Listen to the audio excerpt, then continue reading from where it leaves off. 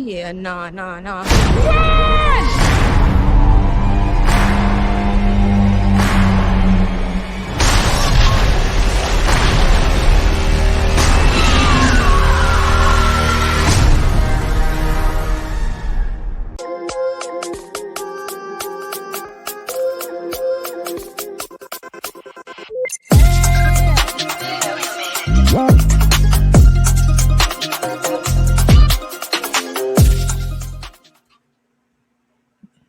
Hey Jedi Knights, it's your boy Jedi Mike, and I'm back with another video. And today I'm going to be reviewing the new Jordan Peele movie, Nope.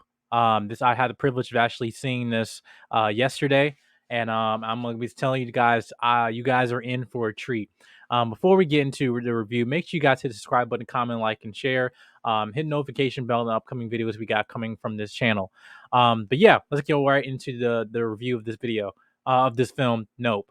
I gotta say, I was pleasantly surprised, and this is to me one of my favorite films of the year so far. Obviously, to me, Jordan Peele, for his previous films from Get Out and Us, is that you think that okay, what's next in terms of his film career that he's gonna be doing that's gonna be in the vein of these stories, and then here's the next installment, Nope. And we got up or returning actors who Jordan Peele previously worked with, called Daniel Kaluuya, who played OJ in the film, and also new addition Keke Palmer. I gotta tell you this, Keke Palmer, she is the highlight of this film. Her personality, her enthusiasm, just the way that she's able, just every scene that that you see her in, that you more the gravitas of her character and the things that she go through in this film. Is really just a highlight, especially the relationship that they have with her brother OJ, who played by Dan Kaluuya.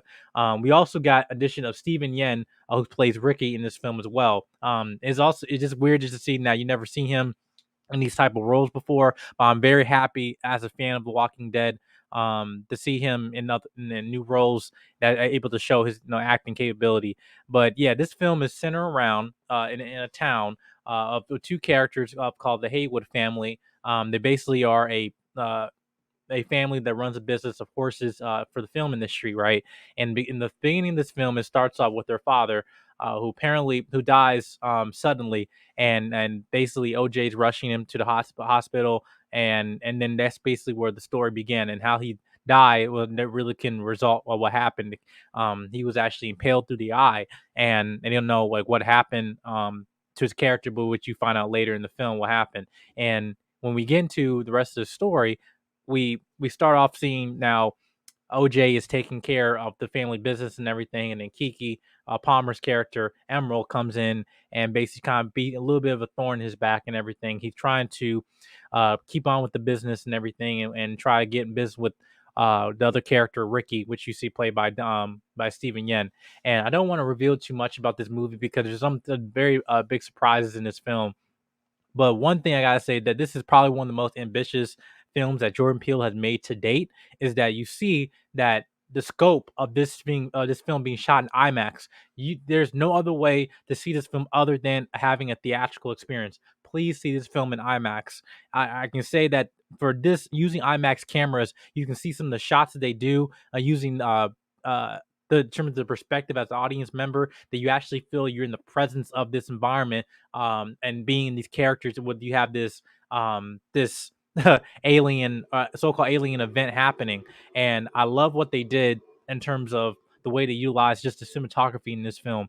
And much as we see IMAX cameras and everything, and we always think, oh, if we're not seeing laser beams, rockets, capes flapping and everything, then really there's no visual effects being utilized. And that's necessarily not true. And what you saw with what they did, they did strategically. They used this in a way of playing with perspective, playing with scale, playing with also distorting your view as just with the human eye. Like for example, when you see this picture right here in the background, let me see if I can, in the background right here of utilizing the skylines like clouds and everything like that, and then what they were able to do in this film was just absolutely fantastic. And one thing I can also say this too, I just say this to me being a film fan, is that I definitely see this film being a high contender for sound mixing and for the Academy Awards later this year. The just way they utilize just in terms of speakers, of you of understanding of you creating tension, creating a sense of suspense in this film, and then when you are in the perspective of these characters, is how slowly how they play with sound. You don't know where this potential threat is coming from, and then that's what they I think Jordan Peele did it best in this film. Is that this is when you're in the theater, you actually feel you're in this experience. And again, you're looking up to the sky like, oh my God, what's going on? But yeah, the premise of this film is based off an alien, so-called alien event. Nope, not on planet Earth or something like that, as people probably were referring to. But this is actually showing like what this entity actually is, and you'd be surprised it's not naturally not what you expected, coming from just watching the first trailer.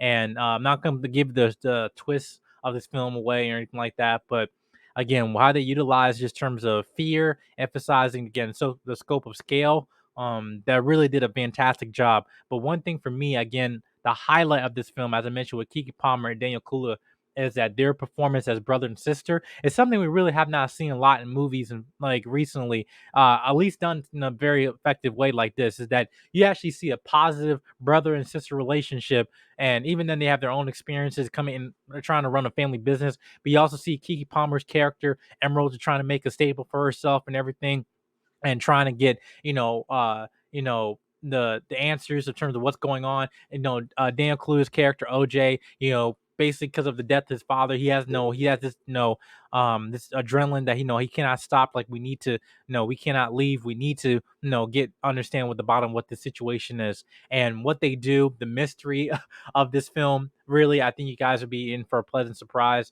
I again utilizing saying what you guys see this in the theater, see this film in IMAX. Again, the music, again, the soundtrack with Jordan Peele is known before. He's really 3 for 3 for me on this film. From Get Out, Us, and then this one. I will say this though, I think this film will be less divisive. Um, than the previous film Us. Because obviously, Jordan Peele does have a narrative, when it applies to social issues, race, and everything. Which, if you want to analyze this film, there are some things. If you pay close attention, you understand. Like, yeah, I know what this means. I know what this means. Even lines to certain characters of just emphasizing stereotypes, especially us as Black people. You understand immediately when you watch this film. But again, I think this film will probably be less divisive for people, seeing this as being so polarizing compared to the other previous films such as Us and Get Out. But you guys are going to be in for a good surprise. To me, this was a highlight of the year for me. Just now, just coming from recent films I watched, and this I'm so glad I'm able to get to see a good film, and hopefully you guys get to see it when the release on the 22nd. But yeah, make sure you guys hit the subscribe button, comment, like, and share. And when you guys have seen this film, let me know in the comment section down below of your thoughts on Nope. And until next time, I'm Gen Mike 7. Peace. We are out.